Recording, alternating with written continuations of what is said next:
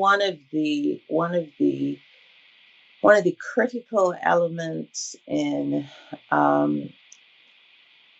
realization at the national, community, international level is realization and knowledge at the level of self. And I think for a lot of us in the African diaspora, a lot of the damage that has been done to us is that disconnection from knowledge of self and from knowledge of ancestry. And I think that is a critical aspect of healing, both at the individual level and at the community level. And then that, to me, is the springboard from which, we go ahead to continue to make our contributions to humanity as a people. So I think a lot of what we experience in the diaspora comes from that same sort of disconnection on the conscious level, and yet that knowledge at the subconscious level. And I think once we're able to make that link,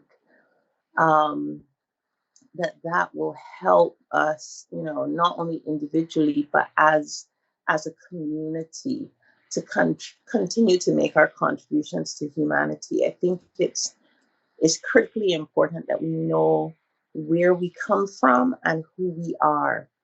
And this is not about any one group of people being better than another. It is about understanding that we are all different. We're more alike than we're different, but it's about celebrating our differences and recognizing that those differences help us all to contribute to the solutions that we need on a global scale. But it starts with knowing self and knowing history. And I think that's critically important for a lot of us in the diaspora. Thank you so much for that. That is absolutely important. It's a journey that we have to undergo. We have to undergo that journey. Yeah. All right. Now let's look at the use of literature, the use of writing to be able to get there. And so let's go back to the beginning again. So how did you started to write? Tell me about that. I'm interested. Oh, wow. My writing has been a part of my life since I can remember myself. Um, my parents up to recently had a number of books and papers with poems and hymns and little stories that I would have written as a very young girl. So I think very soon after learning to write, I had the impulse to write stories. And I remember when I was growing up, for me, writing a novel was writing from the front to the back of an exercise book. Once I could fill an exercise book cover to cover, I had written a novel. And that was always with me. And I think it was with me to the extent that I kind of took it for granted, you know. I didn't really recognize how much storytelling is a part of our tradition in the Caribbean and how much of the oral tradition we have, from Africa and how that comes out in aspects of our culture. And I was always very much fascinated by language and by stories and how we use stories to teach and the capacity for a story to be a safe space from which to explore particular problems that might have been difficult to talk about otherwise. So I was always writing stories. Like I said, I took it for granted. And I remember being at university um, and studying law at the time, and I joined the Creative Writers Association at Cave Hill. And it was just like that opened a new world for me. I was, in the company of people who took their writing very seriously, who introduced me to other writers from the Caribbean and, from the wider world, from the global community. and that just changed my approach to my writing. I think it was then that I began to realize that, it was more than a hobby for me. It was and remains a calling. A vocation is something that I will just always do. It's a compulsion. And I think it was around that time that I had started to develop the intention to publish internationally. I didn't really have that before. I just wrote, but it wasn't sort of targeted. There wasn't that purpose to take my writing to the world. Um, so, yeah, I really do think that literature and stories are so important.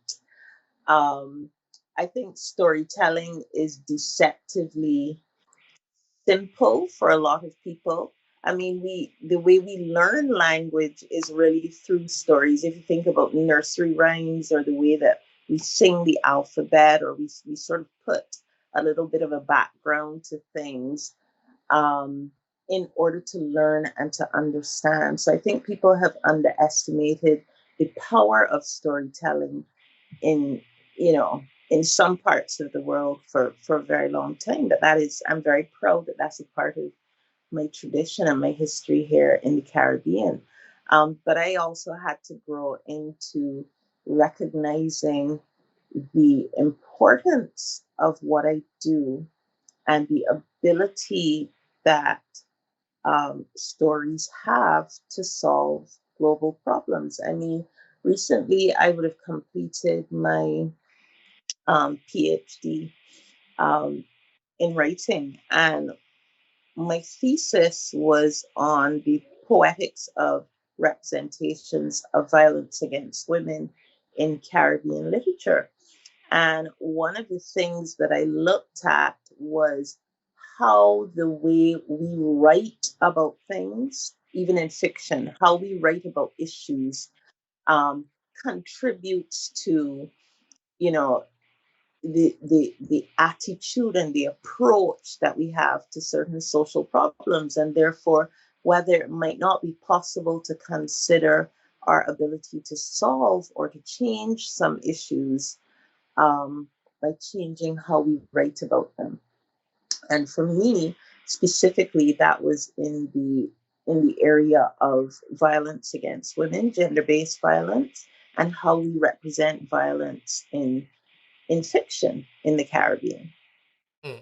Thank you so much for that. I think I will have time to ask you something more about that later on. So apart from this angle that you took because of your PhD, what do you often write about? Because now I understand that you did a lot of writing, which you did it publicly because you didn't angle it like that until you find out that it was important for you to add your voice to the international community of writers, to because you do have a story to tell, like you will see here. We strongly believe that everyone has a story to tell. So in that time that you were putting a lot of stories together, what were these stories about? Let me Yeah. understand that. Yeah, the thing I find about my writing is that I tend to return to the same themes. It's almost as if, um, there's certain areas that fascinate me, and I work those out in my writing repeatedly. So I'm very much interested in the plight of women in society, both nationally, regionally, and internationally. Um, Issues of identity, what it means to be a woman, what it means to be a woman of color, a Black woman, what it means to be a Black woman of color from the Caribbean, um, in within the global community. So that definitely is one of the themes that I find recurring in my writing. I'm also fascinated by lunacy or madness, what we would call madness in the Caribbean.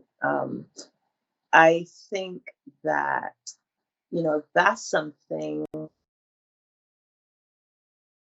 that my perspective is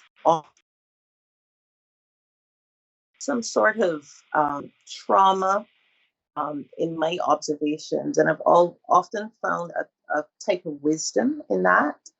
Um, so that's something else that I find that I refer to a lot. Issues of color, class, race, um, national identity. Those are some of the things that I find my work explores repeatedly.